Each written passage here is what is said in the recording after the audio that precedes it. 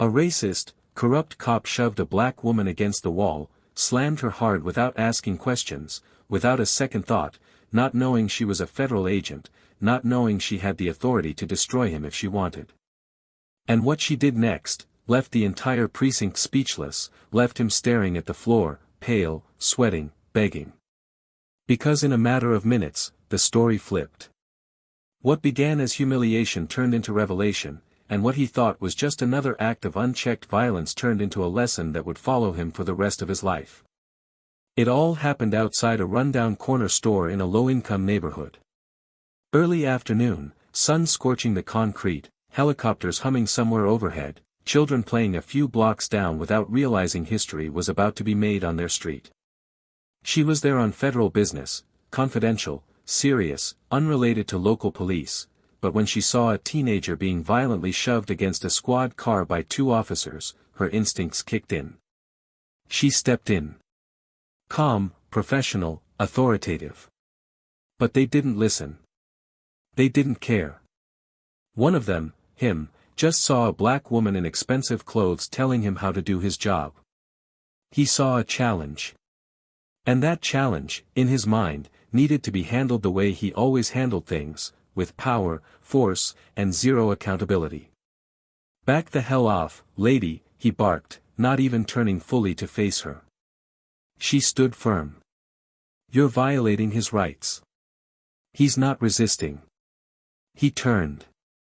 He looked her up and down, sneered. "Who do you think you are? You think just 'cause you talk pretty you can walk up in here and tell me how to do my job? I'm telling you to stop. Now." He moved fast. Too fast. Grabbed her arm, slammed her against the wall of the store, and pressed his forearm against her neck. "You want to be part of this too, huh? Should have stayed in the car." There were bystanders. People pulled out phones. But it was like every other incident, fast, aggressive, the kind of thing that gets buried under paperwork and justified by resisting arrest. What he didn't realize was that the woman he just put hands on wasn't just some random stranger. She was someone trained to dismantle men like him with a sentence. She had authority. She had clearance. And more than that, she had patience. She didn't yell. She didn't cry. She didn't beg. She just stared at him, and said one thing: "You just made the biggest mistake of your life." He laughed in her face. "Yeah. And what are you gonna do, sue me?" But she wasn't there to file lawsuits. She was already collecting evidence. She already knew his name. She knew more than she should have about his record, his patterns, his off-the-book stops, his filed complaints that somehow disappeared. She had read up on officers like him. She was in that neighborhood for something bigger than him.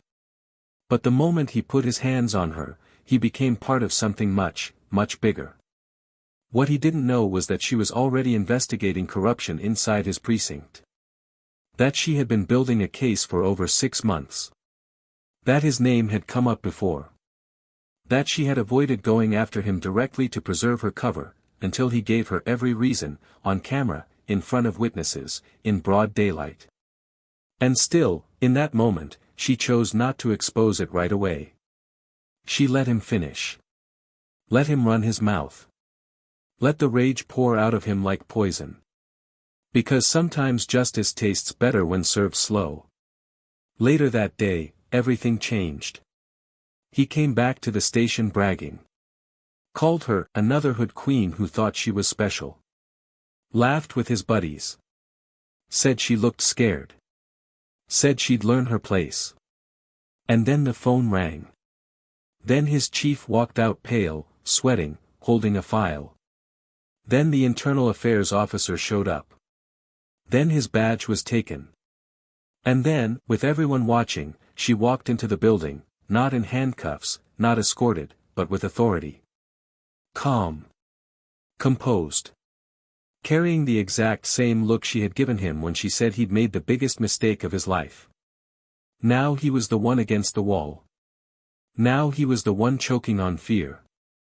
Because the woman he thought was powerless was the very person who had been assigned to take him down. She had him right where she wanted. And the city had questions. How many more like him had slipped through the cracks? How many more women had been silenced, ignored, thrown against walls because someone like him refused to see them as human? But here's the twist: what she did next wasn't just about revenge.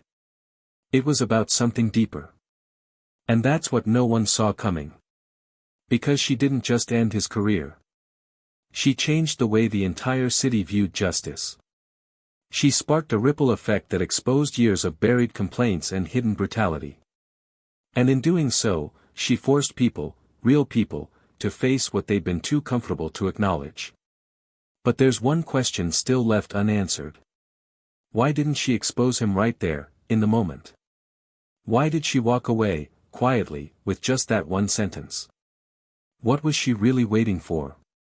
And what exactly did she know about him that left him completely shattered just minutes later? That is the part of the story you won't believe. Stay with us. Because by the end of this story, you'll never look at silence the same way again. Before we begin, we want to take a moment to speak directly to our Black viewers. At Plough of Twist, we stand firmly against all forms of racism, discrimination, and injustice. Your voice, your story, and your dignity matter deeply, not just here, but everywhere. This channel is a safe space for powerful stories that expose truth, inspire change, and celebrate resilience. Now, get ready for a story that will move you, surprise you, and remind you of the power of justice. Don't forget to subscribe to Plough of Twist for more real, emotional, and unforgettable twists. Enjoy the story. The neighborhood of Eastwood in Memphis, Tennessee, had long been a place where time seemed to move differently, slow in the mornings, heavy in the afternoons, still at night. Streets carried the echoes of children chasing basketballs and grandmothers humming gospel under porches shaded by old, whispering trees. But the calm was deceptive. Beneath it all lived tension, unspoken rules, and deep-seated lines that divided who was heard and who wasn't, who got second chances and who got second looks. In this part of town, respect wasn't given, it was taken, earned, or demanded with authority, and sometimes, authority didn't wear a suit or a badge of honor. Sometimes, it wore a gun and a uniform, walking with the arrogance of someone who had never been told no, and didn't plan to start hearing it now. Keisha Robinson had learned very young that respect, when offered from a black woman, was rarely seen as enough. Her mother was a school principal, her father a retired Marine, and both had poured discipline, purpose, and self-worth into her since she could walk. But none of that protected her from the world's perception. At 16, she watched a classmate get wrongly arrested on the way home from band practice. At 17, she was pulled over for driving too confidently through a wealthy neighborhood on the way to a scholarship interview. These moments didn't break her. They sharpened her. By the time she was 21, Keisha wasn't just another girl with a dream, she was a woman with a mission.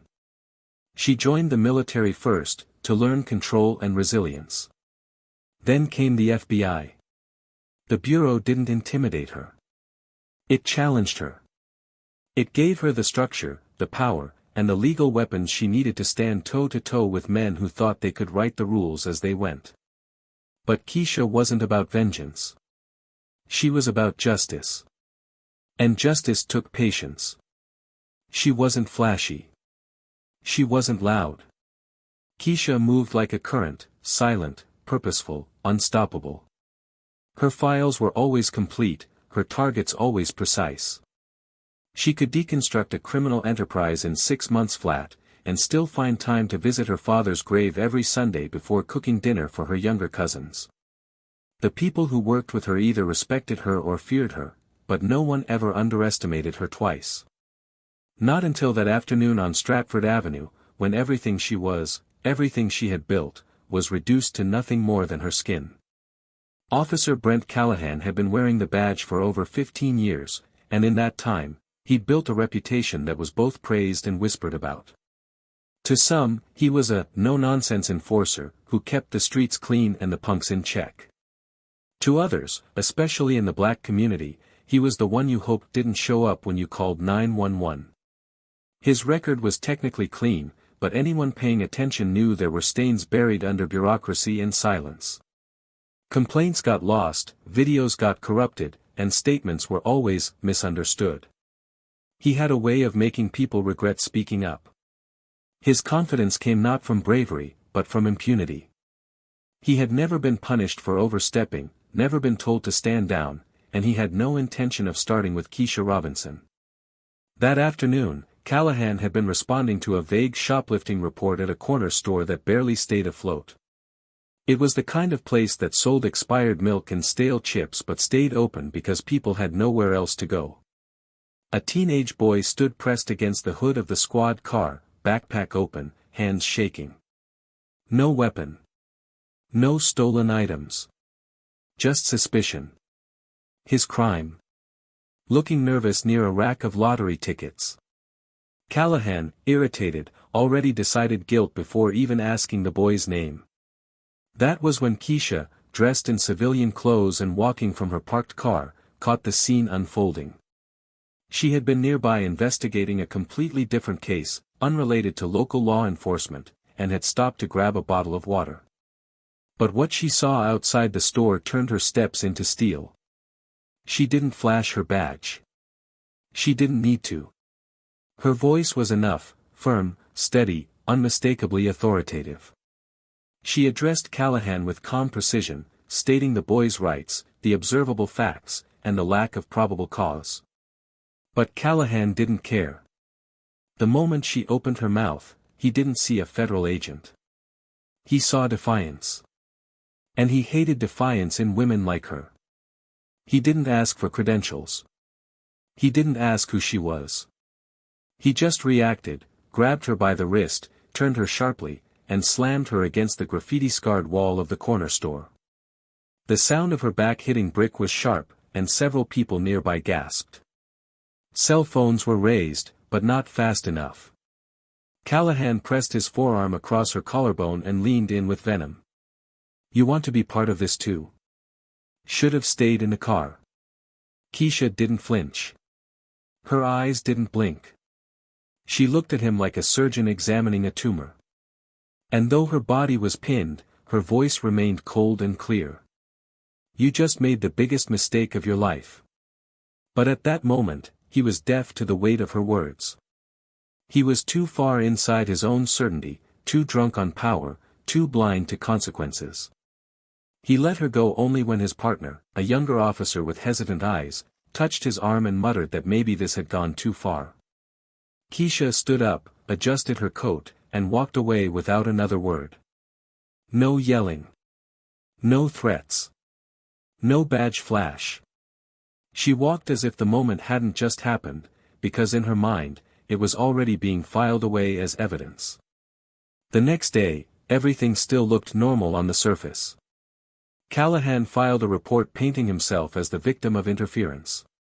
He told his captain she tried to obstruct justice. He even described her as aggressive, the go-to-dog whistle that always got heads nodding. He bragged at the station. He laughed with his fellow officers. Said the neighborhood needed reminders sometimes. But even as he laughed, there was a sliver of unease inside him, because something in her voice haunted him. Something about the way she hadn't reacted, hadn't panicked, hadn't even tried to identify herself, didn't feel right. Across the city, in a clean federal office building with fingerprint-locked elevators and soundproof walls, Keisha reviewed the footage from a witness's phone and added it to a growing dossier. Her hands didn't shake. Her heart didn't race. She'd seen worse. She'd survived worse. But something about this moment, this one, raw, unplanned moment, had struck a different chord in her. Not because it surprised her, but because it proved a truth she had always known, even at her highest, most qualified, most powerful self, some people would only ever see her as a threat in heels. But this wasn't just about her anymore.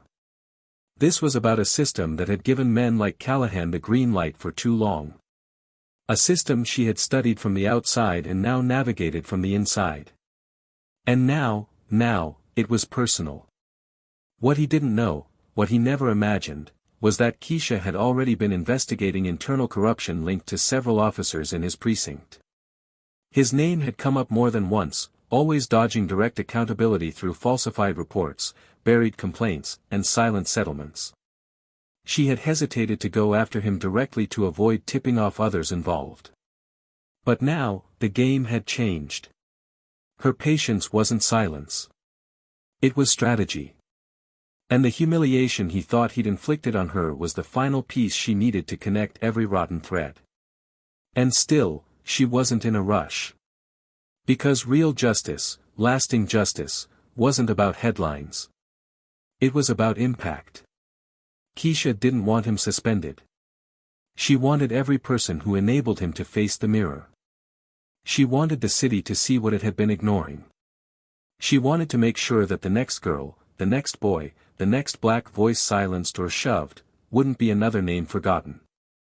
And yet, even as the wheels began to turn, she knew the hardest part was still coming. Because exposing him wasn't just about facts. It was about fighting a system built to protect men like him. And she knew, the closer she got to justice, the more dangerous the truth would become. But nothing in her life had ever come easy. And she didn't come this far to back down now.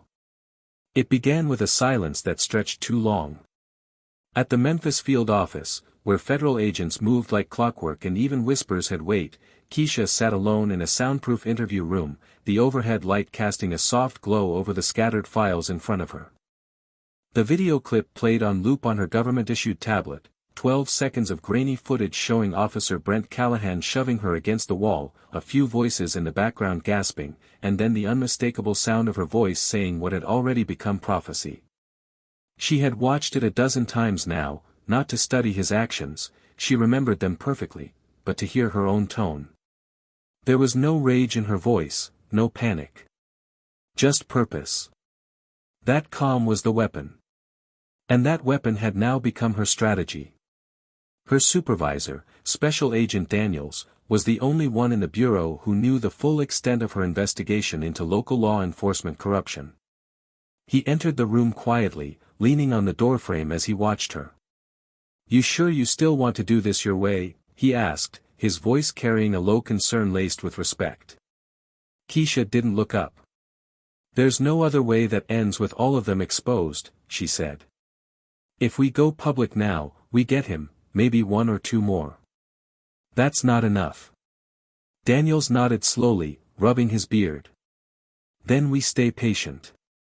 But patience won't keep you safe forever." She closed the tablet. "I'm not looking for safe. I'm looking for justice." Meanwhile, at Eastwood Precinct, Callahan's world hadn't shifted yet.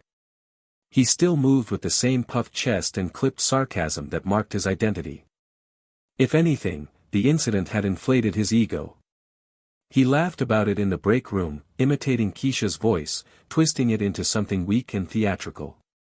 She looked like she just stepped off a soapbox, man, he joked to two other officers. All mouth, no badge. They laughed, one of them shaking his head, unsure but unwilling to challenge him. But the unease had started to spread, whispers about who she really was, questions about whether the higher-ups were watching more closely now, rumors that maybe, just maybe, this time he'd gone too far. Yet, Callahan refused to believe he wasn't still in control. He'd survived worse. Keisha spent the next 2 weeks building quietly. She coordinated with confidential informants, combed through 6 years of body cam inconsistencies, and ran background checks on officers who had quietly resigned or transferred after incidents with suppressed reports. One of them, a former cop named Jalen Price, now worked in construction and lived in a motel off the highway. He agreed to meet her under strict conditions, asking that no names be written down, no audio recorded. In a dim corner booth of a 24-hour diner, he stirred his coffee without drinking it, eyes darting toward the door every few minutes. "You're wasting your time," he muttered. "They clean their own mess. They always have." Keisha leaned in slightly, locking eyes with him. "Not this time. But I need something that can't be buried. Something no one can explain away." Jalen sighed, then slid a flash drive across the table. I kept this because I thought maybe one day someone like you would show up. But don't think they won't come after you too. She didn't blink. Let them try. Each night, she worked until her eyes burned, stacking evidence like bricks in a wall no one could climb over.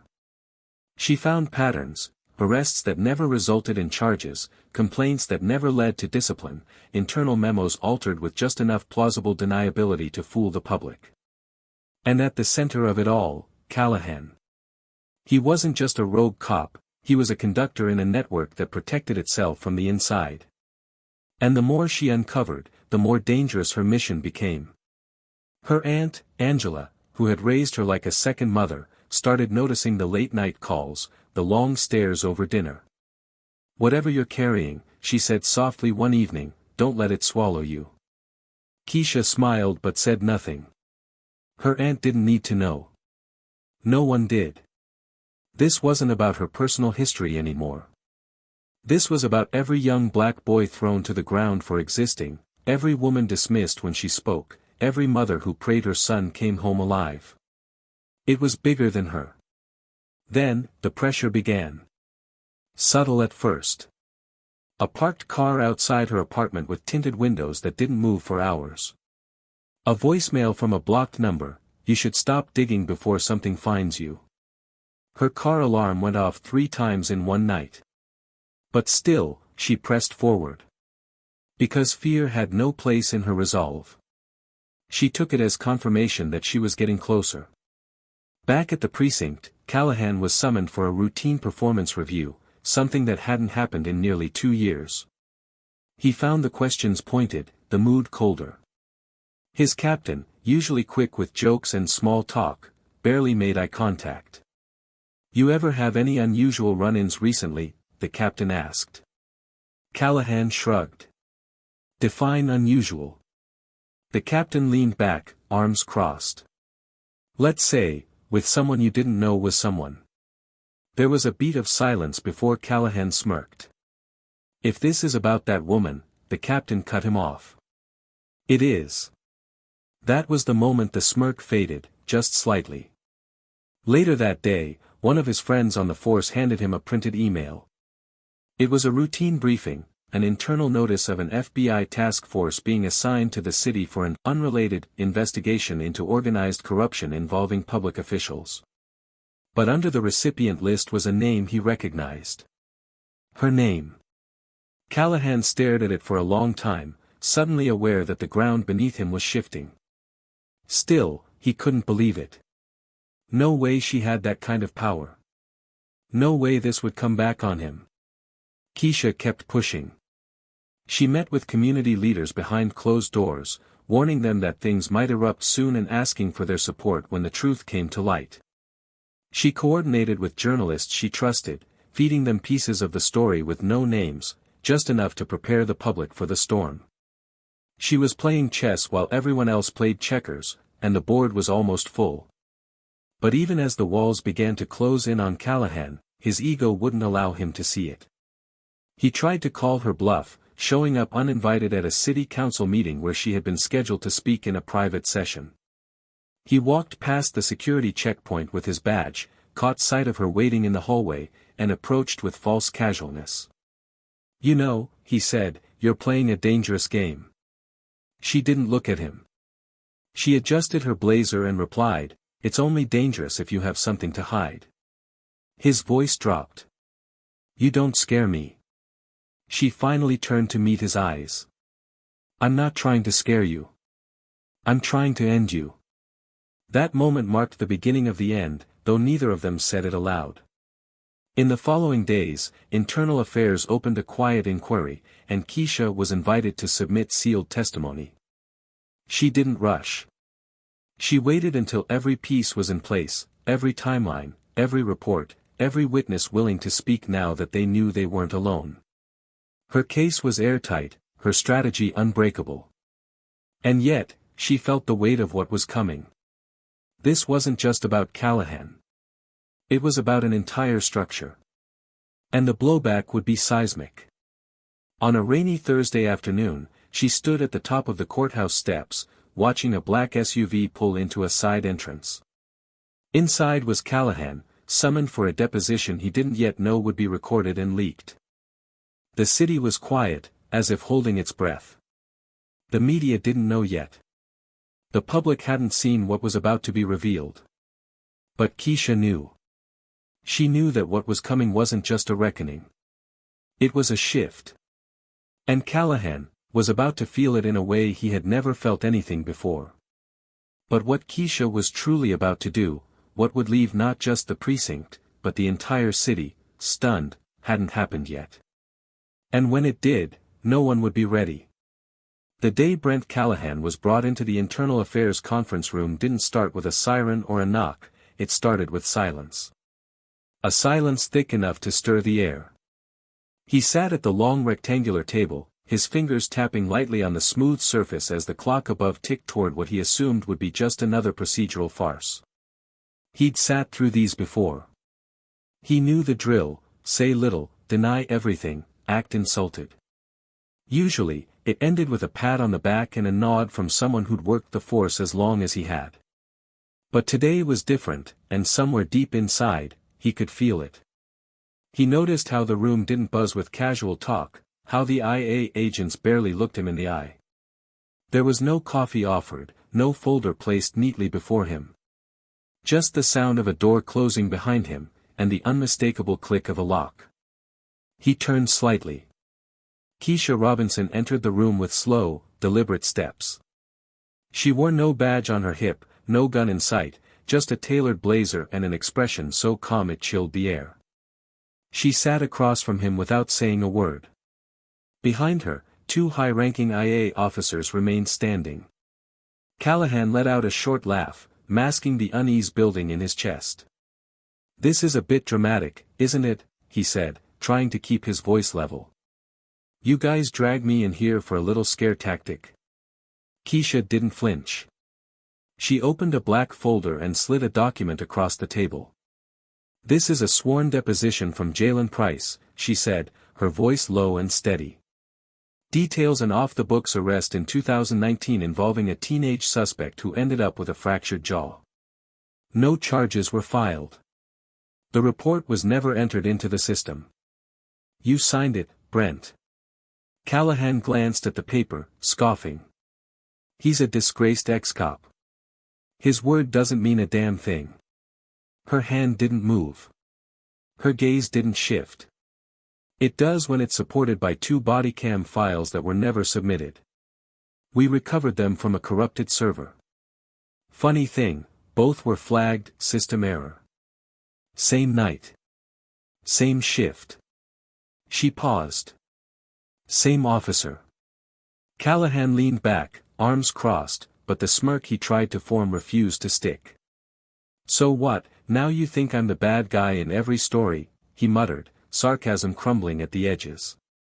Keisha leaned in slightly, her tone sharp as glass. "This isn't about stories, Brent. It's about patterns. There's documentation of 17 complaints in 10 years. 5 settlements.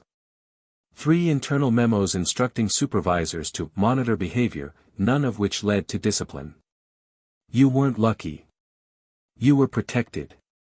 Callahan's jaw clenched. "I did my job. I kept the streets clean."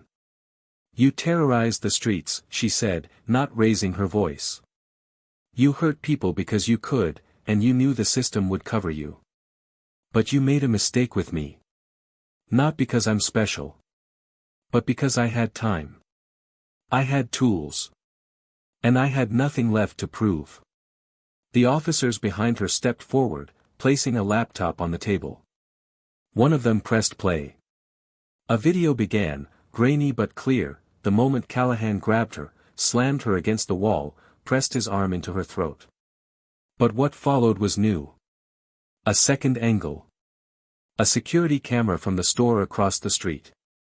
It captured not just the aggression but the casual laugh he let out afterward, the way he mocked her to his partner as she walked away. He watched the screen, blinking slowly. Then came another video. A voice recording. His voice, on a call he didn't know had been recorded, laughing with a friend about putting her in her place, mocking her attitude, saying how she got quiet real fast once I had her up against that wall. Callahan shifted in his seat. His eyes flicked toward the door. This is all twisted, he said. You're taking things out of context. Keisha raised her eyebrow. Do you want to explain the context where bragging about assaulting a federal agent becomes heroic? He stood suddenly, fists clenched. You think you're gonna take me down? You think this little stunt ends me? She remained seated. No. I don't think. I know. Because this isn't just about you anymore. It's about the system you're part of. And I didn't build this case alone. The door opened again. A man in a dark suit stepped in, carrying a tablet. He introduced himself as a representative from the Department of Justice's Civil Rights Division. Callahan's face lost its color. You're here? He asked, voice hoarse. The man nodded. Your precinct is under federal investigation. You've been named in multiple active cases. And as of this moment, you're suspended without pay, pending criminal charges. The room fell into a vacuum. Callahan's shoulders dropped, and for a moment, his bravado shattered. You can't do this, he said, voice cracking. Keisha stood. You already did it. I'm just the one holding up the mirror. He looked at her then, not with hate, but with something resembling fear. Real fear. The kind that came when the shield no longer protected, when the badge didn't work, when the old tricks had expired. He opened his mouth, as if to speak, but no words came out. Keisha turned to leave. As she reached the door, he finally spoke, soft, almost breathless. Why didn't you tell me who you were that day? She stopped. Because if I had, she said without turning, you would have treated me differently. And I needed to see who you really were when you thought no one was watching. And then she was gone. The hallway outside buzzed with federal agents, reporters beginning to arrive after the quiet leak to a trusted journalist finally made it to the networks. Keisha walked past them, calm, her heart steady, not because it wasn't heavy, but because she knew she had carried this weight for far too long. Now, others would carry their own. But it wasn't over. The shockwave had only begun. In the coming days, more names would surface. More footage. More stories buried under decades of silence. Keisha wouldn't stop at Callahan. She had turned on the light in a room people wanted to keep dark. And for the first time, those who once stood untouchable were finally starting to feel the heat.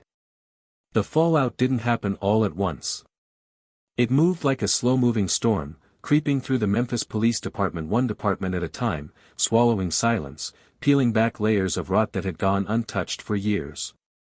Brent Callahan sat alone in a holding room at the federal building, no badge, no phone, no allies. The weight of what had just happened hadn't landed fully yet. His eyes scanned the sterile white walls, looking for something familiar, some crack in the paint that might let him breathe. But there was nothing. The silence pressed down on him harder than the cuffs on his wrists. When the door finally opened, he expected more suits, more interrogators, more procedures. But it was Keisha. Not in her usual sharp blazer. She wore a simple black sweater, no makeup, her hair pulled back. She looked human, not like the force that had just detonated his life, but it only made the moment worse. He didn't speak at first. He stared at her like someone watching the ghost of a past mistake walk through a dream. She sat down across from him, placing a single file on the table. She didn't open it. She didn't have to.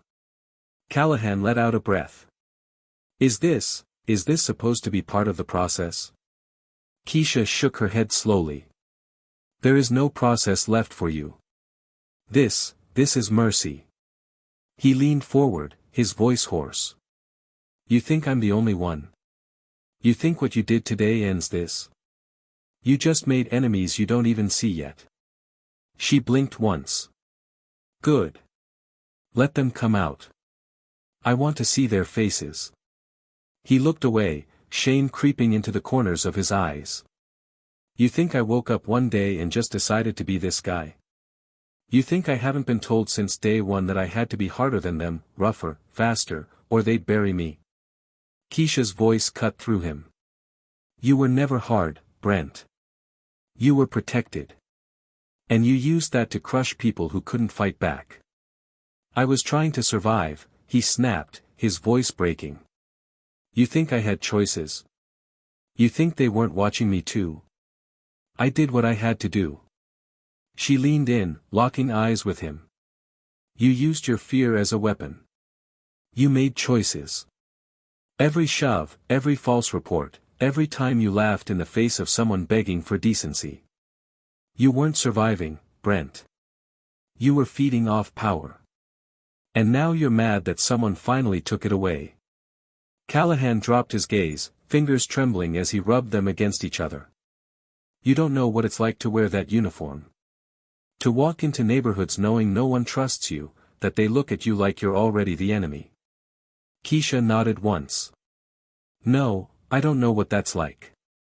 But I know what it's like to walk into a room full of men who don't think I belong. To have to be perfect every single day just to be respected, to be questioned twice as hard, to smile through clenched teeth so no one accuses me of being angry. I know what it's like to walk into a neighborhood that looks like the one I grew up in and still be treated like a stranger because my badge doesn't erase my skin. He looked at her, finally seeing her for the first time, not the agent, not the woman he slammed against a wall, but the person who had carried more weight than he'd ever bothered to imagine. I didn't know who you were, he whispered. That's the point, she replied. You didn't care to ask. A long silence filled the room. Callahan's hands moved to his lap, unsure what to do now that they weren't wrapped around authority.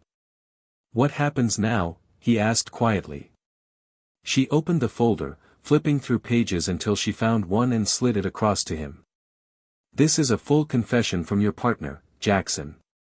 He flipped an hour ago.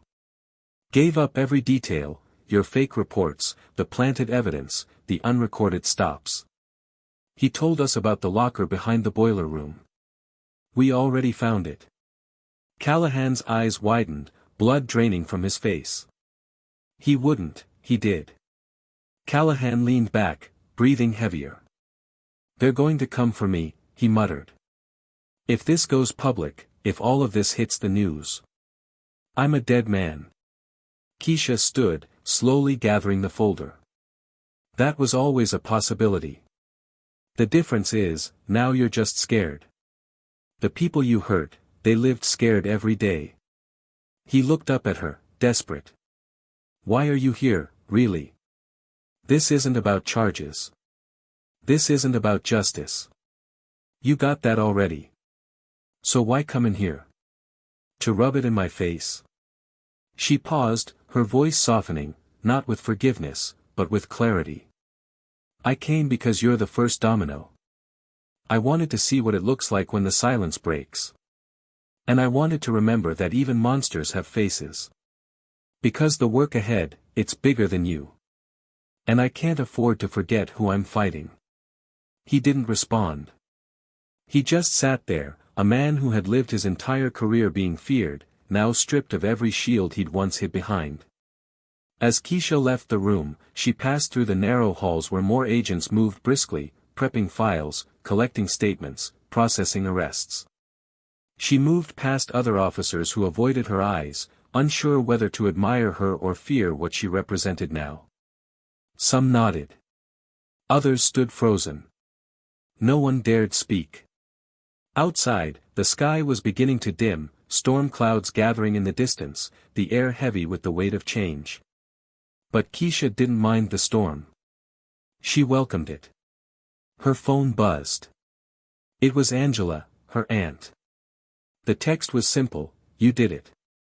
But don't forget to breathe. Keisha let a breath out slowly, her hand shaking just slightly as she slipped the phone back into her pocket. She was still standing, but she knew this moment came at a cost. The burden of being the first to break a wall down was never light. She carried it on her shoulders like armor.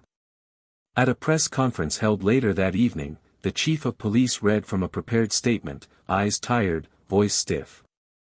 We are cooperating fully with the federal investigation. Any officer found to have violated the rights of citizens or abused their authority will be held accountable. This is not who we are. Cameras flashed. Reporters shouted questions. None of it mattered. The people already knew. This was who they had been. But not anymore. In the crowd, Keisha stood among civilians, away from the microphones, unnoticed. She didn't need to be at the front. Her work had never been about being seen. It was about making sure that others could be seen. And yet, as the cameras turned and the statements ended, one man approached her from the crowd. He looked no older than 19. I just wanted to say thank you, he said quietly. That cop, he hurt my cousin last year. Nothing ever happened. But now, maybe it will. Keisha gave him a small nod. It will. And I'm sorry it took this long. He looked at her for a moment. Are you gonna stop now? She smiled gently, tired but full of purpose. No. I've only just started. The days following the press conference didn't feel like victory. They felt like reckoning. Streets that once swallowed truth now carried it like wind, conversations spilled across barbershops, church pews, stoops, and kitchen tables. The community, once silenced by fear, had been given a voice again, and they were using it. People came forward in waves, some quietly, some publicly, each one holding a piece of a puzzle that was no longer invisible. Complaints that had been locked away surfaced through testimony. Videos long buried were sent to journalists.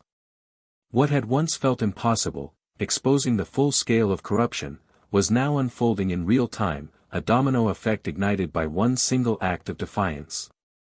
And yet, in the middle of this storm, Keisha didn't feel triumph. She felt weight. Because now that the system was crumbling, the real work had to begin. The FBI had launched a full-scale review of law enforcement agencies tied to Eastwood Precinct. Several officers resigned. Others were suspended pending investigation. 2 captains were indicted.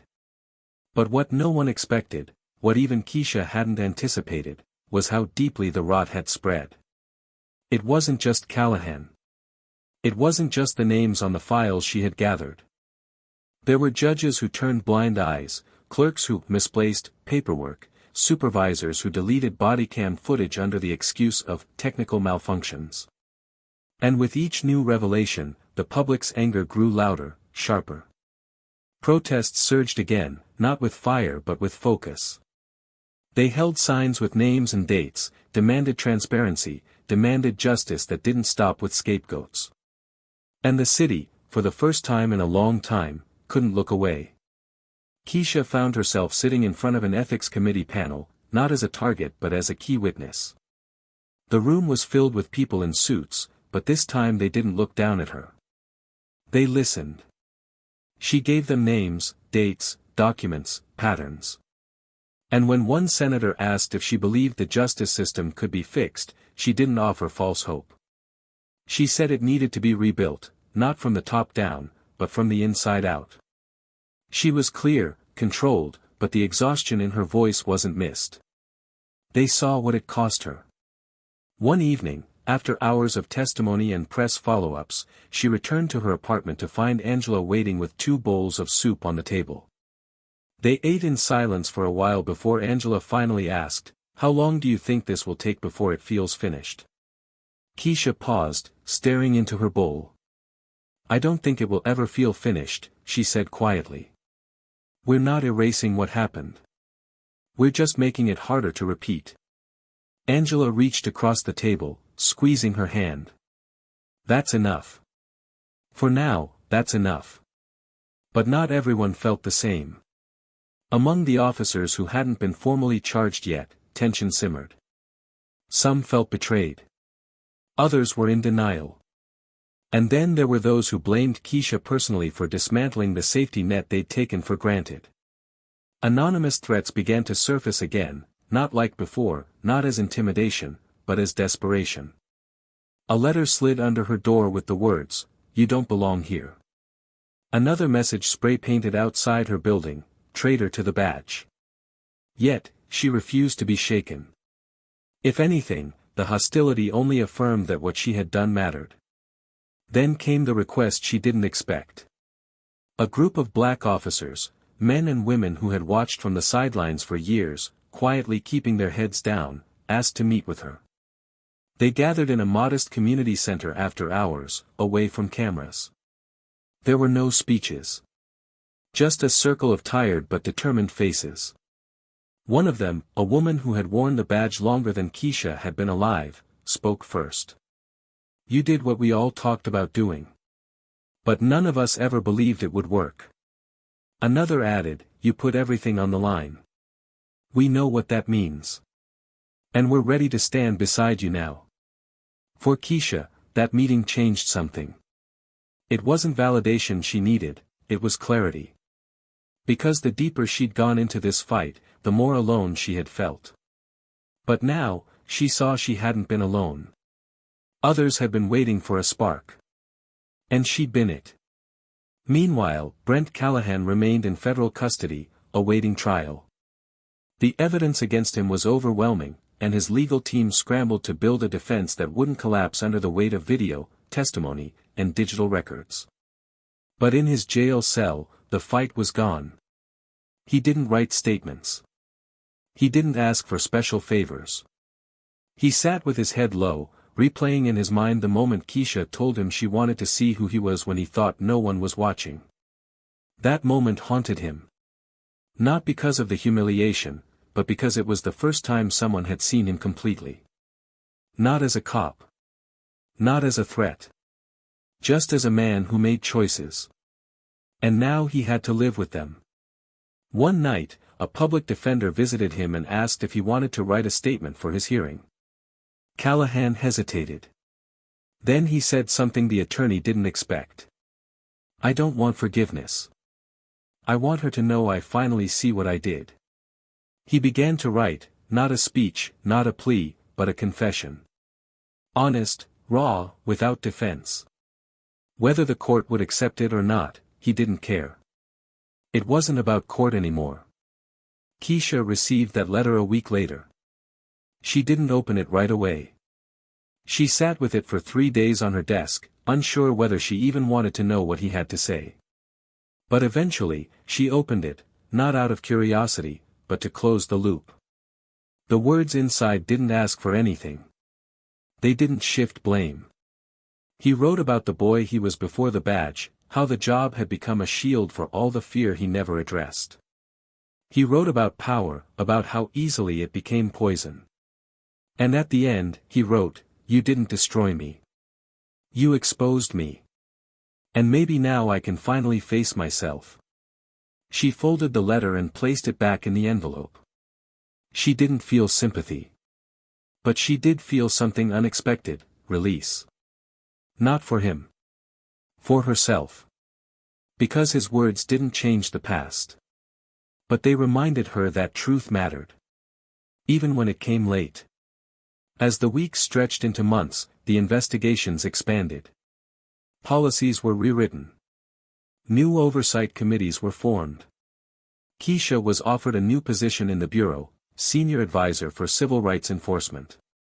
It was a prestigious title, a powerful role.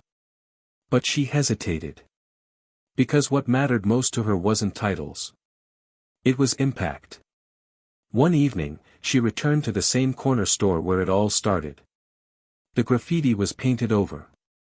The boy who had been slammed against the squad car that day now worked inside, helping his uncle run the register. He smiled when he saw her, surprised but grateful. "You remember me?" he asked. She smiled softly. "I never forgot." They stood outside for a while, watching the street grow quiet as the sun dipped below the rooftops. And in that quiet, Keisha realized the full weight of what had shifted. Not just policy. Not just power. But people. The way they saw her. The way they saw themselves. But she also knew the hardest truth of all, that justice wasn't a finish line. It was a constant choice. And tomorrow, the fight would continue. The second wave of repercussions wasn't as loud as the first, but it cut deeper. While the city settled into a new rhythm of uncomfortable awareness, behind closed doors, a quiet revolution brewed in the hallways of authority. Meetings once filled with easy laughter and casual indifference now echoed with uncertainty. Officers who once boasted invincibility now whispered in corners, watching their own backs, wondering what files were being reviewed next. Keisha became a name that carried weight, sometimes spoken with reverence, sometimes resentment, but never ignored. In spaces where her presence had once been doubted or dismissed, now it shifted the air. But influence was never her end goal. She didn't care about being feared. She cared about being effective. And she knew that real change only came when the powerful were forced to face the truth in rooms where they had never been questioned before. A city council meeting was called, public, televised, and tense. Keisha was invited to speak again, this time not as a witness, but as an expert. She stepped to the podium dressed in navy, her voice composed, her expression resolute. She didn't speak in metaphors. She didn't offer comfort. She gave facts, timelines, patterns, evidence of collusion between law enforcement and city leadership, documents that proved years of mismanagement and deliberate ignorance. The chamber fell silent. Even those who wanted to challenge her didn't know where to begin. One councilman leaned forward, clearly rattled. "What would justice look like to you, Agent Robinson?" She took a breath, eyes sweeping the room. "Justice would mean none of you ever needing me to say what should have been obvious. It means this conversation wouldn't be happening after so much damage. It means that people who abused their power would be exposed regardless of who they knew. It means that the system doesn't wait until someone is crushed to respond." After the meeting, a young officer, new, nervous, still finding his footing, caught up with her in the parking lot. He seemed hesitant, eyes flickering to the security cameras overhead. "I've seen a lot the last few months," he said. "Things I didn't understand before. I joined the force because I thought I could help. Now, I don't know what side I'm on." Keisha looked at him for a long time before speaking. "You're not on a side. You're in a system. And systems don't have sides. They have gears. You either help it grind people down, or you change the way it turns." He nodded, as if finally understanding something he'd only felt in pieces before. But not everyone was embracing the change. In the DA's office, a conflict had begun to boil between prosecutors who wanted to push for deeper charges and others who believed they needed to stop before it became a political circus. Keisha was called into one of these tense meetings, seated across from men in suits who talked in circles. One of them, a sharp-jawed assistant district attorney, leaned forward with a faint smirk. "You've made your point. We've taken action. But let's not pretend like this department can survive a complete gutting. We need stability. Public trust. We don't need a crusade." Keisha stared at him, unmoving. Public trust doesn't come from silence. It comes from accountability. Stability built on buried truth isn't stability. It's denial. And people are done pretending. Another man in the room, older, more reserved, tapped his pen against the table. "You're playing a dangerous game, Agent Robinson. There are people who feel this is personal." She didn't look away. "That's because it is. And that's exactly why it matters." After the meeting, as she walked through the marble hallway of the courthouse, she found herself face to face with a mother, middle-aged, tired eyes, holding a photograph of a son no longer alive. The woman didn't cry. She didn't ask for anything. She just pressed the photo into Keisha's hands. "He was 17, she said. Shot during a traffic stop 2 years ago. They said he reached for something. He never even learned how to drive stick. I asked for help. No one called back. But you broke the silence. You gave us a voice." Keisha couldn't speak. She simply nodded, holding the photo as if it were glass. Back at home, Angela watched her niece carefully. There was a heaviness in Keisha's shoulders that even sleep couldn't undo. One night, over late coffee, Angela finally said what had been building for weeks. "You need to think about what comes next, baby. You've done more than most people do in a lifetime. But at some point, you have to decide if you're chasing justice, or letting it chase you." Keisha looked down at her hands. They didn't shake, but they felt tight, like she was holding something invisible too tightly. "I just don't want to stop and find out it wasn't enough," she whispered. Angela touched her wrist gently. "It's never going to feel like enough. That's how you know you're doing it for the right reasons. But you deserve a life too." The weight of that truth stayed with her in the days that followed. She began stepping back from the spotlight, declining interviews, shifting focus to policy work behind the scenes. She started meeting with advocacy groups, building frameworks to support whistleblowers, drafting protocols for bodycam evidence storage and independent review boards. She knew the headlines would fade. She wanted to make sure the change didn't. Meanwhile, in prison, Callahan's name continued to appear in reports tied to broader investigations.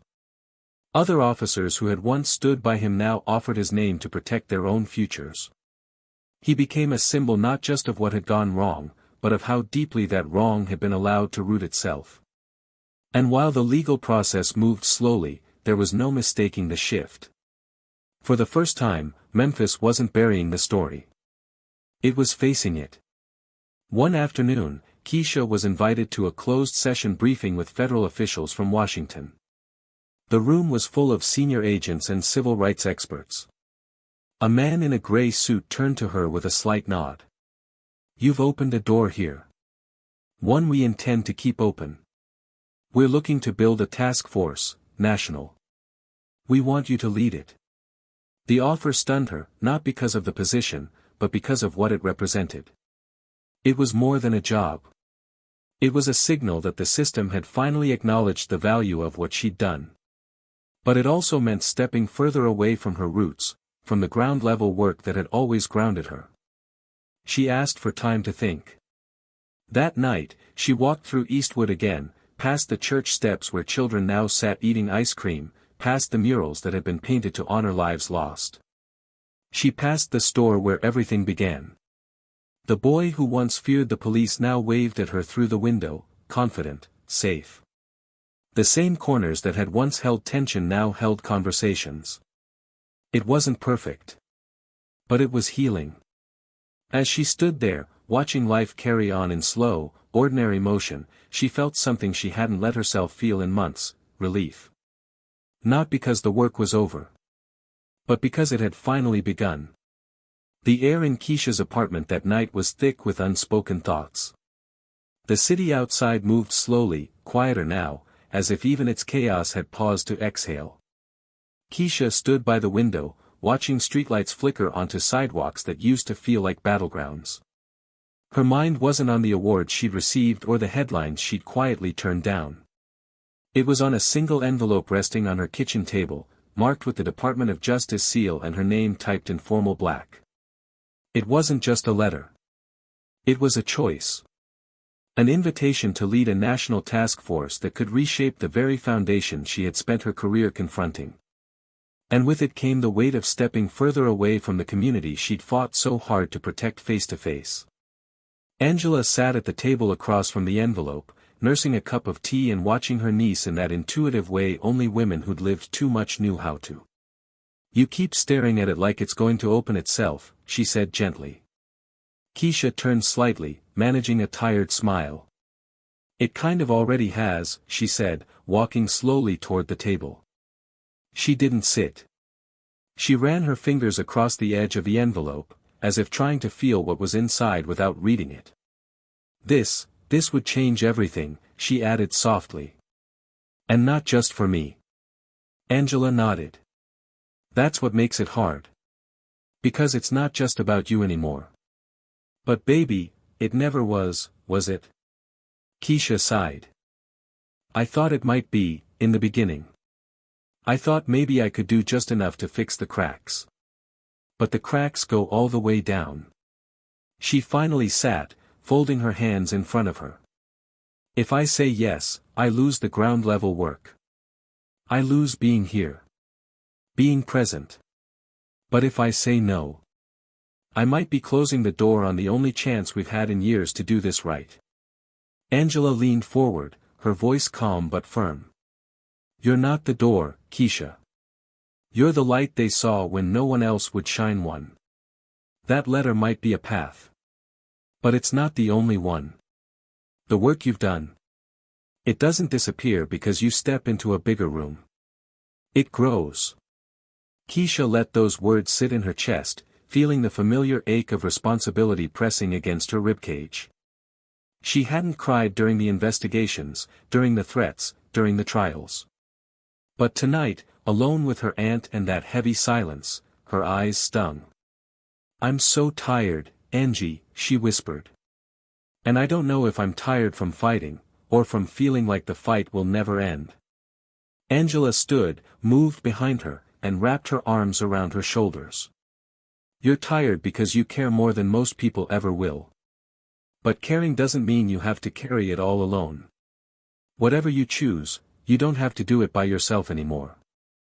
The next morning, Keisha drove out to the east side of Memphis where a new community outreach center was being built. It wasn't part of any federal program. It wasn't funded by headlines. It was a grassroots project, born from the very people who had marched when no one else had, who had spoken out when it was dangerous. She had been helping them organize behind the scenes, no cameras, no statements, just action. The bricks were being laid by hand, names of victims inscribed into a mural along the outside wall.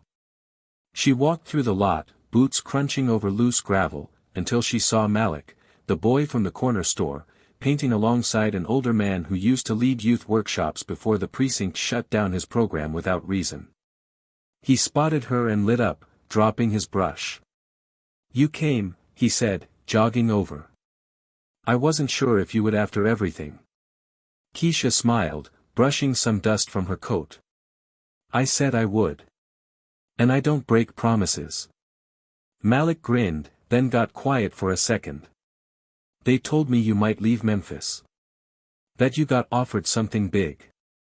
She didn't answer right away. He continued, it's okay if you do. I hope whoever takes your place doesn't forget what it's like here. Keisha knelt slightly, so she was eye level with him. You don't need someone to take my place. You need someone to stand beside you. And if I leave, that's all I want to make sure happens. He looked at her, more grown than he was months ago, and nodded like he understood more than any 13-year-old should ever have to. She touched his shoulder gently. Don't let them change who you are. No matter what uniform they wear. Later that day, she sat in a meeting with several community leaders and younger activists who'd risen to prominence since the investigations began. There was energy in the room, raw, pulsing, hungry for transformation. They weren't afraid anymore. They talked about policy reform, about education funding, about youth intervention programs. One woman stood up, voice shaking with passion, saying, "We've got this window open, but it won't stay open forever. People are watching now. We have to be ready with solutions, not just problems." Keisha spoke last, and when she did, she didn't preach. She didn't command. She asked. What would it take for you to trust that change is real? The room got quiet. Then someone answered, it has to come from us. From people who've lived it. Not just from offices in D.C. That night, Keisha sat again with the envelope. This time, she opened it. The offer was formal, structured, respectful. A high-level leadership position in a new department that would have the power to investigate civil rights violations nationwide. She would have a full team, a budget, direct access to federal resources. But nowhere in the letter did it explain what it would cost. She drafted 2 versions of a response. One accepted, one declined. And then she did something unexpected. She called the DOJ official who had made the offer. When he picked up, she didn't start with greetings. She asked, can I do both? There was a pause on the line. Then he said, explain. She laid out a plan. What if the task force was headquartered in Memphis? What if instead of pulling her away from the ground, it pulled resources toward it? What if the national model started right here, in the city where the silence finally broke? He didn't respond immediately. But after a moment, he said, it's bold. She replied, so was pretending we didn't need this 10 years ago. Days passed. She went about her work, unsure of what the answer would be. Until finally, it came in a single-line email, approved. Let's build it your way. She sat alone on the rooftop of her apartment complex that night, watching the skyline breathe under the weight of dusk. The wind moved gently through her curls, and for the first time in months, she let herself smile, deeply, without restraint. Because this wasn't the end of her fight. It wasn't even the middle. It was the bridge. And she had built it plank by plank, truth by truth, pain by pain. She reached for her phone, typed a message to Angela, they said yes. A minute later, the reply came, of course they did. You're your mother's daughter. Keisha sat there in the silence that followed, not burdened by it, but finally at peace with it. Because silence wasn't the enemy. It was the space where truth was waiting to be heard. And now, everyone was listening. Months later, the city no longer trembled under the weight of unspoken truths, it moved with a new kind of tension, one fueled by accountability. The changes hadn't come easily, and they hadn't come quietly, but they came. Oversight boards were no longer made of political placeholders, but of local voices, activists, educators, mothers, former inmates, even one retired judge who had once turned a blind eye and now sought redemption by serving as a watchdog instead of a gatekeeper. New policies took root, not as band-aids, but as bold reconstruction. Bodycams were monitored by third parties. Misconduct reports were no longer hidden in bureaucratic mazes. The Outreach Center on the East Side opened with community ownership and a youth-led media program that taught kids how to tell their own stories, how to film the world around them and hold systems accountable through the lens. And in every corner of this ongoing movement stood one unshaken figure, Keisha. She didn't take the path others expected.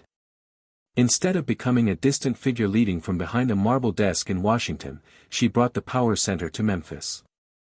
The task force operated out of a modest, open-space building near the courthouse. She filled it with young investigators, lawyers from underrepresented communities, and people who had been directly affected by police brutality. Together, they rewrote the rules. They traveled to other cities, trained departments, held town halls, and brought marginalized voices to tables that had once rejected them. Keisha didn't chase cameras, but cameras chased her, and every time a reporter asked her how she stayed so grounded, her answer was always the same, I remember what silence felt like. Brent Callahan, once the symbol of unchecked power, stood before a federal judge months later with a courtroom full of observers. He pleaded guilty, not through a deal, not out of convenience, but because he no longer had the strength to pretend. The courtroom was silent as he addressed the families of victims, including one mother whose son's name had been buried until Keisha's investigation brought it to light. Callahan didn't cry. He didn't beg. He simply said, I see myself now, and I'm ashamed. His sentence was significant, years behind bars, stripped of pension, barred from ever working in law enforcement again. And though no punishment could undo what he'd done, his admission of guilt on record gave some families the one thing they'd never received, validation. Angela, who had once been Keisha's guiding voice in the background, stepped forward in her own way. She began organizing local women, especially grandmothers raising their grandchildren, helping them navigate legal systems, advocate in schools, and reclaim dignity through knowledge. She often reminded people, you don't need to march a mile to make change, you just need to know your rights, and teach someone else theirs. Her living room became a hub for strategy meetings, her kitchen table a place where futures were mapped out with clarity and coffee. Malik, the boy whose fear once shaped his silence, became a quiet leader of the next generation. He continued working at the community center, eventually applying for a scholarship program developed by Keisha's team. He wanted to study law, not to become a prosecutor or a defender, but a builder. "I want to build systems that don't need people like you to come clean up after them," he told Keisha once, and she had to turn away before her tears betrayed her composure. The officers who remained after the department purge were different now. Some were newly trained, others were seasoned but willing to be reshaped. They no longer patrolled unchecked. Community patrol boards reviewed their conduct. They attended workshops, had conversations with residents, sat across from the people they once only saw from behind car doors. Some left. Others stayed. But none operated with the same blind confidence they once had. As for Keisha, her days became longer but lighter. She spent more time outside, walked through neighborhoods without the tension that used to hang between every step. Children greeted her. Adults nodded in gratitude. She hadn't just changed policies, she had changed how people saw themselves. She was no longer just an agent or an enforcer. She was a mirror, a bridge, a reminder that power without humanity is just fear in disguise. And above all, she had kept her word. She never broke the promise she made to the people when they had no one else to trust.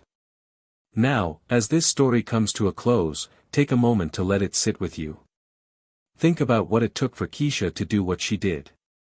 Not the power she held, but the silence she chose to break. The stillness she refused to accept. How many times do we look the other way because we don't want to be uncomfortable? How often do we let someone else carry the weight because we're afraid of what it might cost us to lift it ourselves? This story isn't just about corruption or justice. It's about voice. The voice that gets drowned out. The voice that's ignored. The voice that's earned. And the moment someone finally listens, that's where change begins. So what would you have done in Keisha's place? Would you have stayed quiet, played it safe? Or would you have risked everything to make someone else feel seen? Tell us in the comments, what part of this story stayed with you? What would you have done differently? Let's talk about it. Let's not be silent. And if you want more stories that challenge the system, that pull back the curtain and show you the truth behind the twist, subscribe to Tales of Twist. Hit that like button, join the conversation, and share this with someone who needs to be reminded that even the quietest voice can shake the world when it finally speaks.